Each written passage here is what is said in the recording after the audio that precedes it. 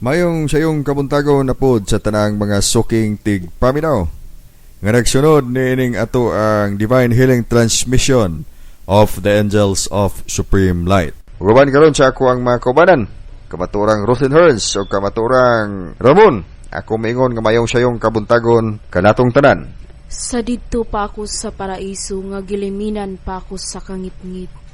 Samtang ako nag-inusara adunay pasumbing nga mga panagway sa kasakit. Kay mga daghong sa pagduha-duha kining akong kalag pagahulgaon, kaha buot pagngon ang lampara sa akong paglaong. Mga higala mayong buntag Lokop, Luzon, Visayas ug Mindanao, sa lain-laing suok sa kalibutan kutob sa mabot ning atong Sibya, atong mga suking tigpaminaw diha sa Karatan Karkar, mayong buntag usab. And to all our friends, brothers, and sisters around the globe watching through live streaming broadcast, welcome once again on this another episode on Waking Up to the Truth. Good morning. Mayong buntag sa atong mga higala o mga suking tigpaminaw. Ilabi na sa atong mga kaigsunan karon ning sayong kabuntagon nga nag-exercise sa Art of Life 172 diha sa atong site sa Karatan Karkar City, Cebu. Pinanguluhan ni Haliging Royjan Hernais ug Anthony Matan. Ug sa ating mga kapatid sa Luzon, Haliging Nardspire nga nag-exercise pud karon ngadto sa Manila. Magandang umaga sa inyong lahat dyan. O kining mga programa hatod kaninyo sa Cebu Hilot, ang nabantog karon nga original hilot sa Sugbo. Kini himutang sa Gorordo Avenue, Cebu City, ug matawag sa telepono 232-5196 alang sa reservation. Abli kini sa matag adlaw alang sa paghatag kaninyo og mayong serbisyo. Tawag lang sa 232-5196 ug mahimong mutik sa 0905-697-4393. Nagkalaom ang mga mensahe nga gipadangat sa mga balaang mga manulunda sa kahayag. Din ang ato ang kanunay mensahe nga gibalik-balik mao ang pagkapukaw sa tinuod nga espirituhanong katakos nga nagapasabot pod og pagpukaw sa mga sentro sa kusog sa lawas. Kay mauman ka na ang gitawag nga tog mga psychic centers, mga sentro sa kusog. Ato ang balikhon ang ato ang naisgutan nga ang mga damgo katuuhan og dili kaduha-duhaan. Daniel 2:45. Kay dako kayong kapuslanan tinuod. Karon sa kadaghang mga tao sa kalibutan, bisan sa inyohang mga pang-adlaw-adlaw nga mga kasinatian, dunay mga panan-awon nga mokalit lag flash sa inyohang panan-aw.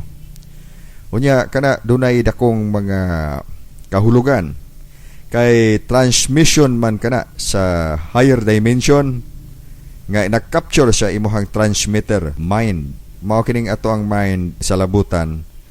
Naa ni siya function nga receiver of information. Ang mga vibration sa palibot ma-register sa imuhang sa labutan.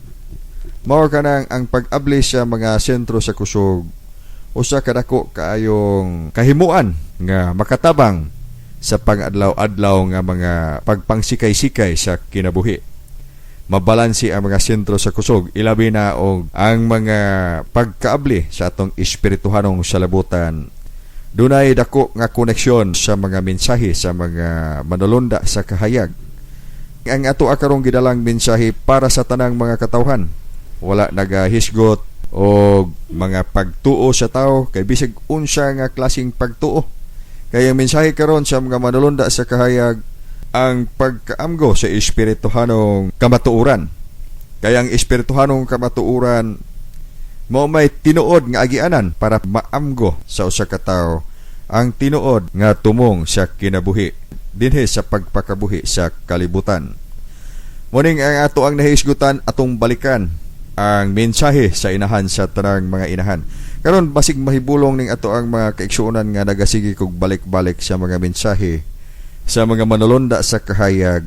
Unya ako ang gi-highlight, gihatagan o gibug-aton ang mensahe sa tanang mga inahan nga tawagan natog balaan nga infinita na ilhan sa mga kadaghanan o balaan nga inahan or balaan nga berhen. Kay ang mga kasaysayan sa kalibutan sa nagkalain-laing mga tradisyon, wala man yun ni mawagtang kining sugilanon sa inahan sa tanang mga inahan. Kay kining inahan sa tanang mga inahan, motherhood may gipasabot ani. Panginahan sa tanang mga katawhan sa kalibutan. Ang tanang mga kinabuhi gikan sa langitnong inahan. Morning ang universe gitawag og divine mother nature. So, maupod ni siya ay atong gitawag nga balanse sa kalayong magaot-ot. Morning, dili man angay kahadlukan ang mensahe nga natala sa kasulatan. Ilabi na sa 2 Pedro 3:10, Sophonias 1:18, Deuteronomio 4:24. Kanang mga bersikulo ha, klaro man kay na siya nga makalilisan gayod ang mga natala niya ng mga bersikulo ha. Mo nang gikinahanglan ang espirituhanong pagkaamgo. Kay ang gitumong diha nga ang maut-ot sa kalayo gihulagway og Dios ang katurapod nga mga tao nga igabot sa tukmang panahon dili maka-align sa taas nga enerhiya. Kay enerhiya man na ang kahitasan.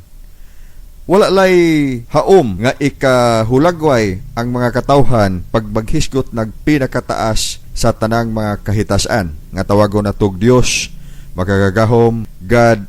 Mo nang gihulagway kana sa basic nga mga lingwahe sa mga katawhan nga mao ang pulong. So sound vibration. Kay wala may lain nga madali nga ikahulagway sa labing taas. Maggamit man og pulong, sound vibration, mao nang diha sa Juan 1:1. Gihulagway ang Dios nga mao ang pulong. Nga sa sinugdanan mao ang pulong, og ang pulong oban sa Dios, og ang Dios pulong.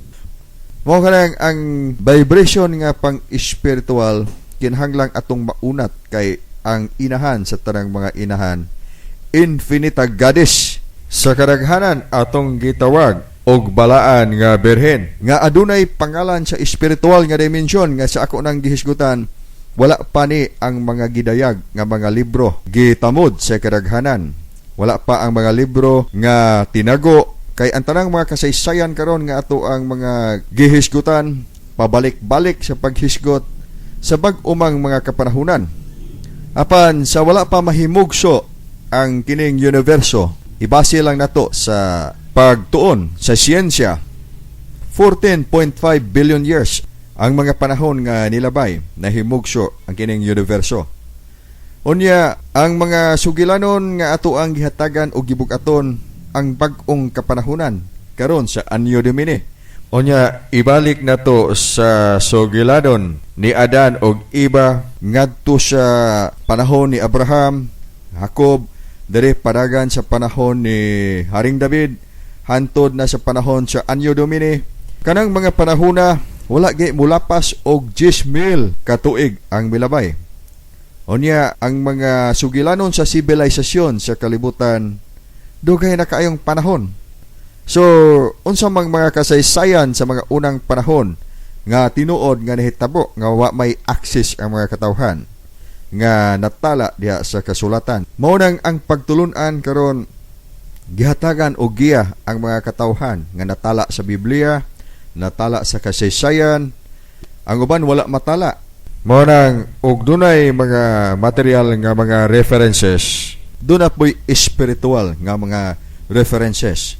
Kay ang naong nining tanan balanse. Mao nang pag maghisgot tag Dios sa tanang Dios, ang Dios sa tanang Dios usa ka kalayo nga hilibihan kahayag nga gitawag og kalayong magaut-ot. Kay ang tanang mga carbon-based life foundation nga mga mahidool niini mga sunog og mga abog yun. Pero ato ning klarohon nga kining carbon-based life foundation ang ipasabot niini tanang mga tao karon nga mga naglongtad sa kalibutan. Mao nay example sa carbon-based life foundation. Dili makagwanta og kalayo, ma-destroy og kalayo. Mao kanay gitawag og carbon-based life foundation, made up of neutrons, protons, and electrons. Nga og ato nang i-refer sa periodic table of elements, mao kanang gitawag og 666. Mao nang diha sa kasulatan Giingon sa pinadayag, ipakwenta sa mga maalamon ang numero sa lubong manunukob nga gitawag 666 kay kana ngalan sa tao. Ug ato ang tan-awon ang libro sa pinadayag sa Biblia, ato man diha nga makita ang gihisgutan nga 666 nga nagapasabot Antichrist. Mao nang klaro kay na nga ang mubarog nga Antichrist 666 tao gyud siya. Ipakwenta sa mga maalamon. Ug sa tukma nga panahon nga moabot na ang panahon sa Dios nga ipahamtang dinhi sa kalibutan, ang tanang mga pinatikan sa 666 lubong manunukob, mauna siya'y mga maut-ut kay dili makatransform ang ilahang lawas into light body. Tungod gikontrol naman sa lubong manunukob. So, unsa may paagi? Mao nang ang mensahe karon sa mga manulunda sa kahayag, naghatag og dakong giya sa pagtulun-an sa espirituhanong pagkaamgo para dili maut-ot sa umaabot nga panahon sa kalayong magaut-ot nga mao ang tinuod nga kinaiyahan sa Dios. So karon ang sinsya hilabihan na kataas. Apan og ang ato ang pagsabot nagpabilin sa tawhanon ug wala mag-able sa espirituhanong katakos, unsaon man nato pagkaamgo sa mga malipat-lipatong mga paagi sa mga limbungang mga espiritu. Kaya mga balaang espiritu naghatag og transmission nga nagkinahanglan og pag-align sa ato ang salabutan sa espirituhanon nga koneksyon. Kay og dili ma-align, maggamit lang kita sa atong tawhanon nga pagsabot, tataw man kaayo nga gisulti na kanang daan. Mabasa ninyo sa 1 Corinto 2:13 nga dunay espirituhanong salabutan. Unya sa 14 sa maong chapter, doon na po'y tawhanon nga salabutan nga magasalikway sa mga igatudlo sa espiritu. Mao kanang ang mga mensahe karon sa balaang mga magtutudlo nga gikan sa kaytas-an, mga manulunda sa kahayag, mga spiritual dimension nga mga magtutudlo, naga-inspire sa tanang mga katawhan nga mosandig sa hilabihan kalig-on nga pundasyon nga dili matarog, dili masirad-an og dili pod maablihan ni bisan kinsang mga katawhan. Gawas lang kaniya nga may yawi ni ini. Kay mauman kini ang pagpadayag sa mga malalunda sa kahayag. Mao nang ang inahan sa tanang mga inahan karon nihatag na pod sa iyang pagpadayag sa tinuod niyang kinaiyahan. Nga siya mao ang balansi sa gahom. Mao kanang nangutana ako sa miagi natong mga panag-uban dinhi sa kahanginan nga mangita man kamo gahom nga dili gayod masumpa. Og naa kamo karon sa pagtulun-an sa mga pakalaki. Daghan man kayong mga pakalaki karon nga mga pagtulunan, which is dako kayo kunag ikatabang sa pagkaamgo kay inyuhang nasaksihan nga duna gayoy gahom nga nagalibot. Apan ang mga gahom dunay corresponding. Parihabag kanang magtuon mo martial arts, dunay mga lock, so duna po'y mga sumpa sa gahom. Mo nang mangita man kamo og gahom nga wala gayoy pagkasumpa, ang gahom ra gayod sa inahan sa tanang mga inahan nga gitawag og infinita goddess. Kay ang gahom nga walay sukod, apan nagkinahanglan og tinuod nga pagkaamgo. Kay ang maong gahom pundasyon sa tanang gahom, gugmang dili masukod, pagpasaylo pod nga dili masukod. Mao kana ang gitawag og the greatest power of the universe is equilibrium. Ang pinakataas nga gahom sa kalibutan, wala na'y mulabaw pa ning gahom. Ang gahom ragayod sa balanse. Mao kanang ang kalayo nga magaut-ot, kalayo pod nga dili magaut-ot, kalayo nga makahatag og kinabuhi.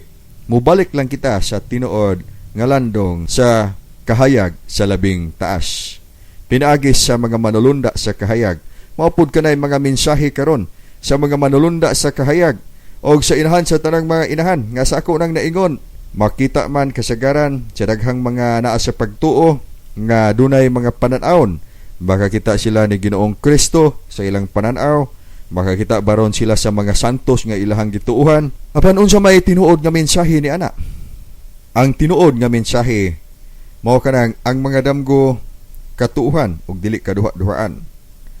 Nagkinahanglan lang og espirituhanong pagkapukaw. Kay karon giawhag ang tanan nga mapukaw sa espirituhanong salabutan para makat-on sa tinuod nga pagpanginahan sa tanang mga kinabuhi dinhi sa kalibutan. Kanong doon na kita'y Divine Healing Transmission, kining ako akarong pagdala sa mga mensahe sa mga manulunda sa kahayag. Gisugo man ko ani. Morning dunay mga pangutana kinsa may gahatag kuno natog katungod sa pagsulti ining mga butanga. So ako na kanang gitubag ang naghatag nato og katungod niining ato akarong pagpadayag sa mga mensahe sa mga manulunda sa kahayag mao ang kahitasan. Mao pod ang pangutana og kinsa man kunoy naghatag natog katungod nga ato ang isaysay ang mga mensahe sa balaang inahan sa tanang mga inahan. Ang tupag pod ni ana nga ang balaang mga inahan sa tanang mga inahan nagpakita pod sa ato nga panan-awon aron dad-o nato ang iyahang mensahe ngadto sa iyahang mga kaanakan nga mao ang pagkat-on sa pagtulunan sa pagkaamgo pinaagi sa mga manulunda sa kahayag nga karon ato ang gihisgutan sa matag karon og unya dili kini ordinaryong paghisgot-hisgot kay dunay corresponding nga pagtulunan nga diin makita gayod kining mga manulunda nga ato karong gihisgutan kay mao kanay gisaysay na daan ni Ginoong Kristo Hesus sa unang panahon nga aduna nay unyay mga timailhan nga makita diha sa kapanganuran og ang mga katawhan sa kanasuran makasinati og mga kalisdanan og makita unya nila ang anak sa tao nga ang gipasabot si Ginoong Kristo Hesus nga diha sa mga panganod uban sa gahom og dakong himaya.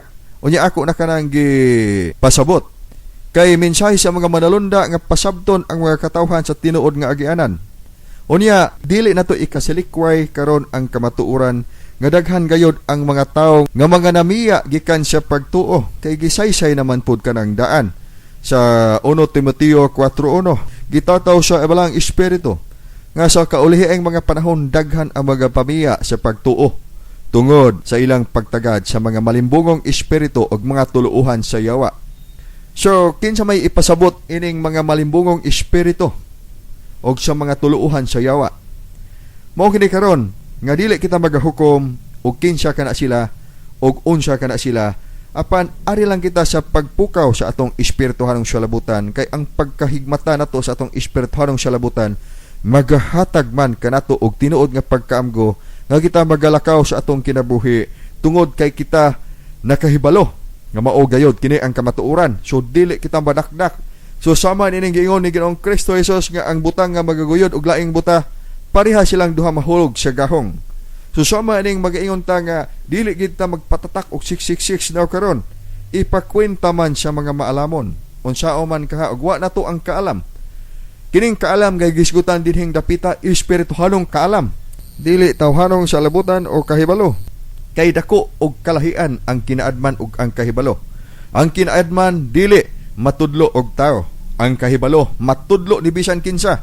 Matun-an pud ni bisan kinsa. Gawas ang kining kinaadman mag-agad kini sa pagkaabli sa atong espirituhanong salabutan. Unang ang mensahe karon sa inahan sa danang mga inahan nga kita pasilong balik sa landong sa labing taas. Mo nang og nagproblema man kamo sa inyong kinabuhi. Mao kanang ang usa ka tawo karon nahasol man maayaw karon sa iyang problema sa iyang balatian sa kinabuhi. Ang balatian hilibhen kadaghan klase ang hinungdan. Mahimong kalagnon ang hinungdan, mao nang gitawag og karma. Mahimo pog material ang hinungdan. Mao nang ang mga expert na ng mga material na nga mga sakit, ang mga expert niya na ang kato na pong nagtuon dihang dapita. Mao ning mensahe karon sa mga manilunda nga kitang tanan balik sa supremong kahayag aron ato ang hinay-hinay nga mabalanse ang atong kinabuhi. Pinagi pod sa pagdawat sa kamatuoran sa kahitasan nga mao ang balanse, mao ang pinakataas nga gahom sa kahitasan ang gitawag og balanse. Ang balawd sa balanse mao kining maghisgot man kitag Dios sa tanang Dios kalayong magaut-ot kay ang Carbon-Based Life Foundation dili gayud makasugakod sa kainit. Sophonias 1:18 niingon, ang bulawan og salapi dili makaluwas kanila sa adlaw sa kaligot-got sa Dios. Kining kaligot-got murag naay pagdumot pero panag-ingnan kini siya. Tawagon lang nato siya metamorphic or allegorical nga pagkasulti nga dunay ipasabot. Kay ang kalayo nga hiliban kahait init man kaayo. So mao kanay gipasabot nga magaut-ot kahilibihang kainit. Unya naapay gisumpay sa maong bersikulo Apan ang tibuok nga naong sa yuta pagalamyon sa kalayo tungod sa iyang pangabubho.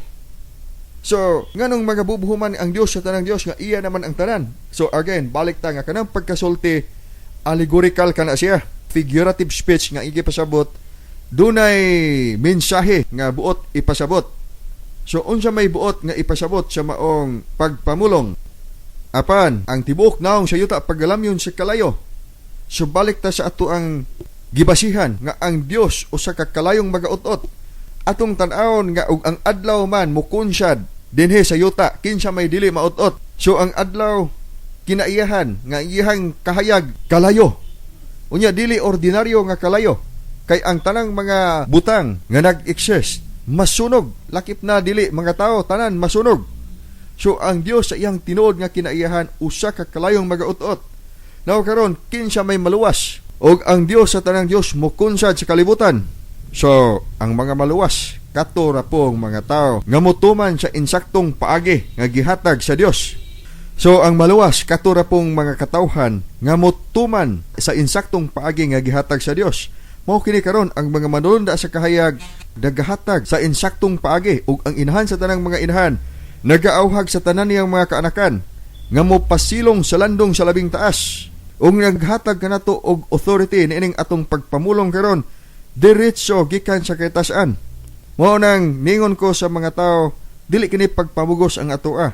Hinuon ug gusto kitang magsusi nga adunay pagkaamgo atong obserbaran ug ang atong gipamulong ato lang bang kining gihimo-himo or duna gayoy corresponding nga kamatuoran. Kay mao man kini sugo nila kanako nga isulti lang ang kamatuoran. Kay ang magpatalinghog magadawat sa kamatuoran ug ang dili magpatalinghog magasalikway sa kamatuoran. Ang balaod sa kinaiyahan unsa may binuhatan sa usa ka tawo adunay bunga. So og kita magpatalinghog maabot ang panahon nga kita pod masakgaw sa panganod nga ato apong sabton nga kining gipasabot nga sakgaon sa mga panganod nga gihisgutan sa 1 Thessalonian 4:16 ang mga light chip kini. Mao kining atong gitawag light chip contacts and connection.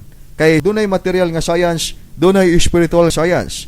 Sa spiritual nga siyensya, dunay gitawag og light body. Kining light body wala kini nasabtan sa daghang mga katawhan. Apan sa spiritual science gihinay-hinay kini sa pagtudlo unsa kana ang light body. Mao kanang gikinahanglan lang ang pagkapukaw sa atong espirituhanong salabutan. Kay ang pagkapukaw sa atong espirituhanong salabutan mo'y magtukmod kanato ngadto sa tinuod nga kaluwasan. Morning ang inahan sa tanang mga inahan tawagon natog balaan nga birhen nagasulti nga magpukaw pod kita sa atong espirituhanong salabutan aron dinhi magasugod sa mga katawhan nga magapatalinghog sa sulti sa balang espiritu, sa sulti sa mensahe sa mga manulunda sa kahayag nga karon atong gidala aron sa pagpanginahan sa tanang mga katawhan sa tibuok nga kalibutan aron pod sila makaambit nining pagtulun-an karon nga gipadayag dinhi sa Pilipinas gikan sa mga manulunda sa kahayag. So ang muabot ngadto sa atong site mga tao nga mga magpatalinghog sa mensahe sa mga manulunda sa kahayag, magpatalinghog sa tinuod nga giya gikan sa mga manulunda sa kahayag o sa inahan sa tanang mga inahan. Mao kining ang ato akaron gitawag nato divine healing transmission. Kay ang balaan nga Dios o gahom sa mga manulunda sa kaytas-an, gahom sa inahan sa tanang mga inahan nga ang balanse sa tanang gahom nagaawhag man sa tanan nga mo-align ngadto sa tinuod nga pagkaamgo sa espirituhanong salabutan. Dili lang ang material nga lawas mo ay masakit, apil na ang kalagnong mga sakit. Mo nang og kita magpatalinghog sa balaang giya sa Espiritu Santo sa ato ang kasing-kasing o sa atong galamhan. Walay problema mga sakit nga kalagnon, mga kabugat sa mga gihambin sa kasing-kasing ug sa kalag nga dili matambalan. Ang tanan matambalan pinaagi sa divine healing transmission. Gikinahanglan lang ang usa ka importante nga buhat kay ang buhat mao kanay expression nga gihatagan nato og energy ang ato ang mga gibati sa kasing-kasing aron kana atong gipahinungod ngadto sa pinakataas nga Dios nga tawagon natog magagahom siya nga tanan nga ang Dios nga kalayong magaut-ot sa mga maka-align dili kana magaut-ot mao kanay kinabuhi nga wala nay katapusan. Usalay ato ang magtutudlo. Ang magtutudlo sa tanang mga magtutudlo, taliabot na. Mubalik ang magtutudlo sa tanang mga magtutudlo diha sa mga panganod. Mo nang kamong mga nangaluya pagapapahulayon raon niya sa panahon nga ang Ginoong Kristo Hesus nga sa kalayo nagadilaab diha sa mga panganod igapadayag na uban sa iyang gamhanang mga manulunda. Mo na kini karon ang ato ang mga mensahe, dili ato ang mensahe nga atong gihimo-himo kundi divine inspiration direct sa kahitasan nga isulti ang kamatuoran aron ang mga magpatalinghog sa ilahang mga giya sa balaang espiritu maabli ang salabutang espiritual. Unyang gabi sa ato ang site dunay divine healing transmission ang mga manulunda sa kahayag. Sa mga gustong mo connect sa divine healing transmission, magkita-kita kita sa ato ang site para sa divine healing transmission of the Angels of Supreme Light. Karon magsugod ang ato ang divine healing transmission. Ibutang ang inyong walang kamot sa dughan o ipiyong ang inyong mga mata. Ang inyong tuong kamot iisa sa kahitasan. Sa ngalan sa gahom sa kahitasan. Ang tanang mga tao nga nikunik nining atong divine healing transmission karon makadawat og divine healing connection. Pinaagi sa gahom sa mga manalunda sa kahayag. Ikaw nga nag-aabli sa imong kasing-kasing ug sa labutan. Makadawat og divine healing sa kahitasan. Ang tanang klaseng mga sakit sa lawas, mamaayo, ang tanang klaseng mga problema sa kinabuhi, mahatagan o kasulbaran. Sa ngalan sa gahom sa kahitasan, sa ngalan sa gahom sa kahitasan, ang tanang mga may balatian, mamaayo, ang tanang mga may problema sa kinabuhi, mahatagan o kasulbaran. Sa ngalan sa gahom sa kahitasan, ang tanang klaseng mga sakit nga may negatibong koneksyon, mahinluan. Tanang klaseng mga sakit nga nakahatag o kahasol sa lawas o kalag sa tao, amay. Sa ngalan sa gahom sa kahitasan, pinaagi sa mga manulunda sa kahayag, ikaw nga nag-aabli sa imong kasing-kasing, mamaayo. O karon ako usab nga gipanalanginan ang inyuhang mga tubig. Aron ang inyuhang mga tubig mahimo kining tambal nga makaayo sa tanang klaseng sakit sa lawas. Sa ngalan sa gahom sa kahitasan, pinaagi sa gahom sa mga manalunda sa kahayag, ikaw nga nag-aandam og tubig.